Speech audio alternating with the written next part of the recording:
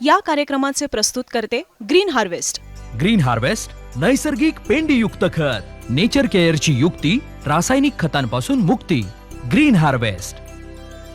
महाराष्ट्रात सगळीकडेच मुसळधार पाऊस कोसळतोय. एस्पेशली मुंबई आणि आजूबाजूचे जे परिसर आहेत तिथे प्रचंड पाऊस झालेला आहे आणि त्यामुळेच नागरिकांचे हाल झालेले आहेत. या सगळ्यावरती मुख्यमंत्री देवेंद्र फडणवीस यांनी आपत्ती व्यवस्थापन विभागाची एक बैठक घेतलेली आहे. तातडीने ती बैठक बोलवण्यात आलेली होती. महाराष्ट्रात कुठे कशी परिस्थिती आहे आणि आता याच्या पुढे आपल्याला पुढचे 2 ते 3 दिवस काय करावं लागणार आहे आणि काय योजना ज्या आहेत त्या सरकारकडनं सुद्धा करण्यात येत आहेत, या सगळ्याबद्दलची माहिती त्यांनी दिलेली आहे. त्याच्यातले सगळ्यातले महत्त्वाचे 10 मुद्दे कुठले आहेत ते आपण समजून घेणार आहोत. त्याच्यातला पहिला मुद्दा त्यांनी जो सांगितलेला आहे तो असा आहे की 8 तारखेपर्यंत म्हणजे 8 जुलैपर्यंत महाराष्ट्रात सगळीकडे अलर्ट देण्यात आलेला आहे आणि लोकांनी काळजी घेणं हे अत्यंत गरजेचं आहे. आता ज्या रेटनी पाऊस पडतोय किंवा ज्या तीव्रतेने पाऊस पडतोय तसाच पाऊस पुढचे 2 दिवस सुद्धा असण्याची शक्यता आहे असं त्यांच्याकडनं सांगण्यात आलेलं आहे. आणखीन त्यांनी कुठले कुठले मुद्दे सांगितलेले आहेत ते आपण या व्हिडिओतनं समजून घेऊया. नमस्कार, मी देवयानी आणि तुम्ही बघताय मुंबई तक. महाराष्ट्रात सगळीकडेच मुसळधार पाऊस आहे. मुख्यमंत्र्यांनी जी माहिती दिलेली आहे त्यातले काही महत्त्वाचे मुद्दे आपण बघूयात.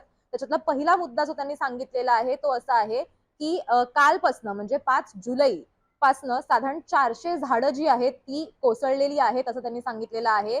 त्यानंतर दुपारी 3 वाजल्यापासून पाणी भरण्याची शक्यता आहे असं सुद्धा त्यांनी सांगितलेलं आहे. म्हणजे 6 तारखेला 3 वाजल्यापासून दुपारच्या पाणी भरण्याची शक्यता आहे सगळीकडे असा सुद्धा अंदाज वर्तवण्यात आलेला आहे. ही माहिती सुद्धा त्यांनी दिलेली आहे. आपत्ती व्यवस्थापन विभागाची जी बैठक होती त्यात चर्चा केल्यानंतर त्यांनी काही सूचना दिलेल्या आहेत. त्या काय आहेत तेही आपण बघूयात. नंतरचा जो महत्त्वाचा मुद्दा त्यांनी सांगितलेला आहे तो असा आहे की गेल्या 4 दिवसांमध्ये मुंबईमध्ये जितका पाऊस झालेला आहे तो साधारण महिन्याभरात जितका पाऊस होतो तितका तो पाऊस आहे आणि त्यामुळे अर्थात सगळीकडे पाणी साचलेलं आहे आणि लोकांची गैरसोय सुद्धा झालेली आहे. कारण महिन्याभरात जितका ऍव्हरेज पाऊस पडतो म्हणजे जितका सरासरी पाऊस पडतो त्याच्या तेवढा पाऊस हा गेल्या 4 दिवसांमध्ये फक्त मुंबईत झालेला आहे आणि पुढे सुद्धा 2 दिवस अलर्ट आहे असं त्यांनी सांगितलेलं आहे. त्यानंतर त्यांनी जी माहिती दिलेली आहे ती अशी आहे की आता याच्या पुढे सर्वाधिक धोका कुठे आहे तर तो नाशिकला आहे. नाशिकच्या इथे एक वॉर्टेक्स जे आहे ते तयार झालेलं आहे. म्हणजे कमी दाबाचं क्षेत्र जे असतं त्याची तीव्रता ज्यावेळेला वाढते तितकी त्याची तीव्रता वाढलेली आहे आणि त्यामुळेच नाशिकला सगळ्यात जास्त धोका आहे पुढचे 2 ते 3 दिवस. उद्या एस्पेशली म्हणजे 7 तारखेसाठी नाशिकला अलर्ट देण्यात आलेला आहे. लोकांनी घराच्या बाहेर पडू नये असं त्यांनी सांगितलेलं आहे. त्याचबरोबर नाशिकमध्ये ढगफुटी होऊ शकेल अशी शक्यता जी आहे ती सुद्धा आत्ताच्या घडीला वर्तवण्यात आलेली आहे. त्यानंतर त्यांनी जी माहिती दिलेली आहे त्यात त्यांनी काय म्हटलेलं आहे बघा की मुंबई अहमदाबाद महामार्ग जो आहे तिथे सुद्धा पाणी साचलेलं आहे असं त्यांनी सांगितलेलं आहे. पाणी साचण्याच्या सर्वाधिक घटना ज्या आहेत त्या आतापर्यंत घडलेल्या आहेत गेल्या 2 ते 3 दिवसांमध्ये.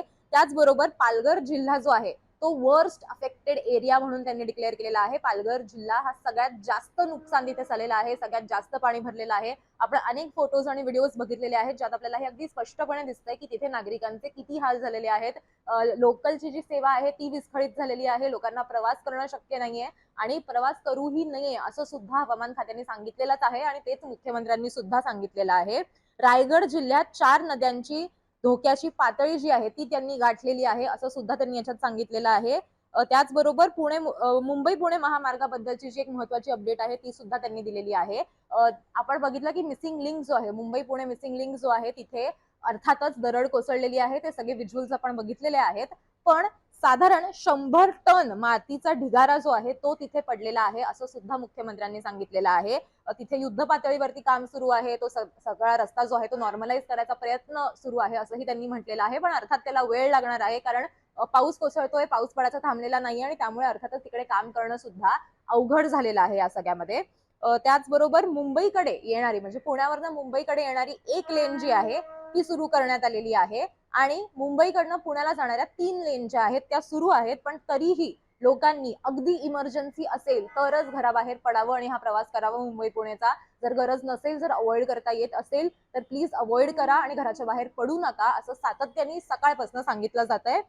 त्याचबरोबर आणखीन आणखीन महत्वाच्या गोष्टी आहेत ज्या त्यांनी सांगितलेल्या आहेत. त्याच्यातली एक गोष्ट अशी की वारकऱ्यांना त्यांनी हे सांगितलेलं आहे की आता वारीचा काळ आहे, वारकऱ्यांनी आळंदीकडे जाऊ नये. आळंदीमध्ये सुद्धा पूर परिस्थिती आहे, तिथे सुद्धा पाऊस कोसळतोय, मुसळधार पाऊस आहे आणि तिथे जाणं रिस्की आहे. त्याच्यामुळे वारकऱ्यांनी तिथे जाऊ नये.